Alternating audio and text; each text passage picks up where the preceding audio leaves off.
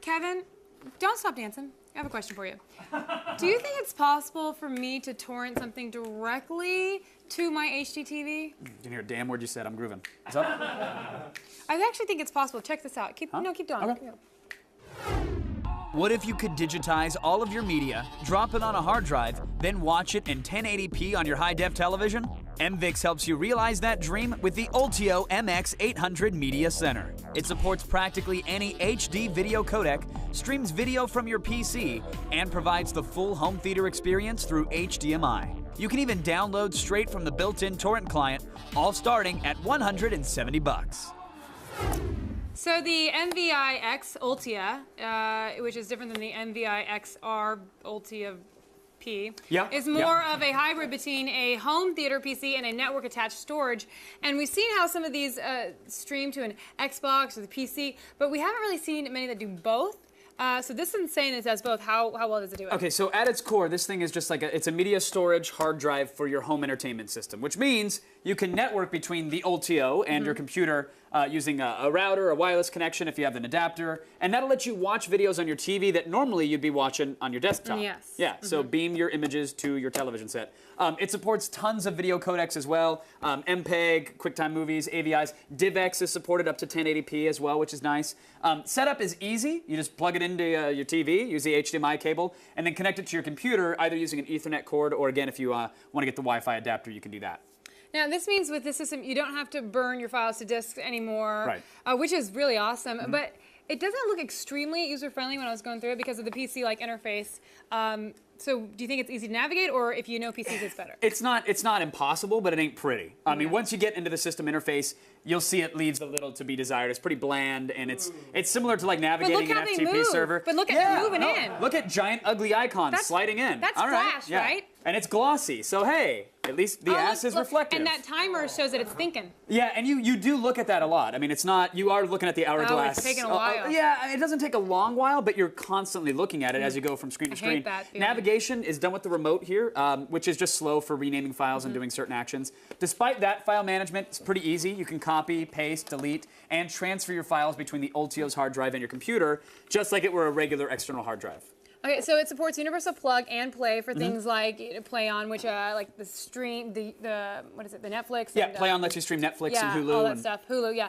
And so it comes with a built-in BitTorrent client, but how are these all working together with your PC when you're streaming content? Okay, so here's the thing. You got a full BitTorrent client on this, which says, hey, look up any legal television show or movie you want and download it, right? That's how that should work.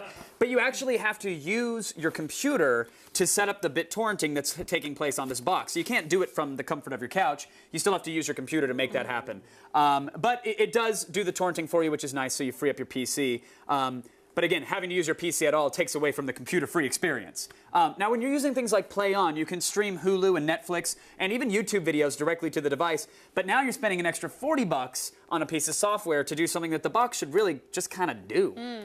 Well, okay, it has HDMI out. Yep. So does that mean that everything is put out in HD? No, absolutely not. No. I mean, it makes sense. Well, look, it can do HD, of course. When dealing with HD content, it's 1080p. The picture looks amazing, obviously. But everything that's created for the web, which is the majority of the stuff you're watching here, as you know, it's low resolution. So when you stretch it, it upscales it kind of in software. It just really kind of zooms the software, or the software zooms the image. So looking at a thumbnail size image at a 52-inch screen, not so pretty when it's mostly being scaled in the software from what we can tell.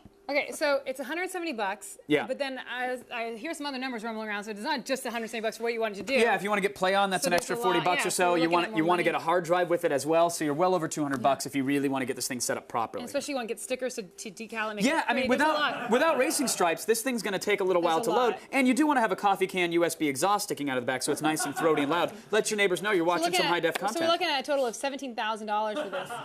170, or what is it? Like now we're like at 210 with all the other little stuff. Yeah, you're about 200 bones with this system. So is it worth it?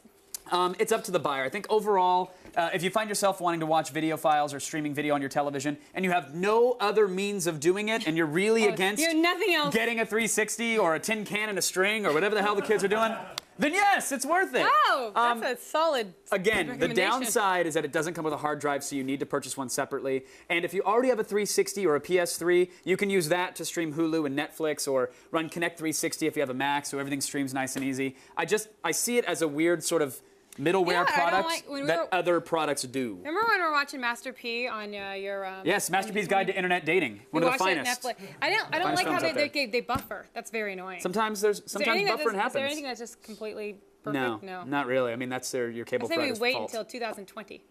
Okay, in 2020, we will watch Master P's Finest on Netflix. Okay, well, for this one, if you wanted to get it now, what are we rating it? We're giving it a 3 out of 5. The video quality is excellent for HD content. File management, fairly easy to use.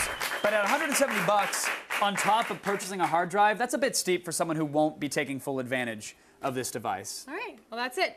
That's it for today's Gadget Prawn. But if you have a gadget you would like to see us rate, email us at gadgetprawn@g4tv.com.